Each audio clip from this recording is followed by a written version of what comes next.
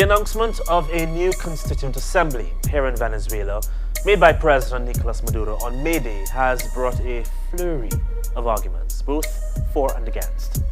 The main opposition coalition, the MUD, has denounced it and said it won't take part, although 17 smaller opposition groups and many civil society organizations have agreed to discuss the proposal. Among Chavistas too, there are intense debates over how and whether a Constituent Assembly should be organized. So let's try to explain what it is and what it isn't. And first of all, what it's for. To begin with, it's intended to overcome the current conflict here. The main aim is to restore peace on the streets and open an opportunity for dialogue between all sides.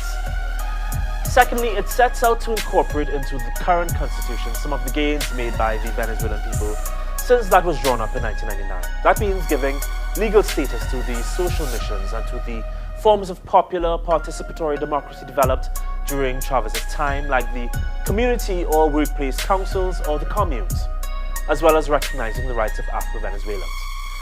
The government's call includes other aims, including strengthening the justice system to combat impunity, security and corruption, developing a post-oil economy, and protecting Venezuela's biodiversity.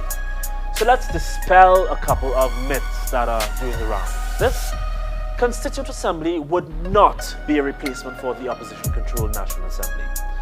That will remain in place until any new parliamentary elections that might be held later on. In fact, this proposal aims to break the current deadlock between the Parliament and the President, which has been a key cause of the conflict in recent months, thus restoring a balance of power between the executive, legislative, and judiciary. This is not some kind of coup d'etat. The current constitution very clearly gives the president the right to call a new Constituent Assembly, and all Venezuelans will get to elect its members in a secret ballot. Now, some people on both sides here in Venezuela are arguing that there should be a referendum for people to decide whether they want a Constituent Assembly, as there was back in 1999.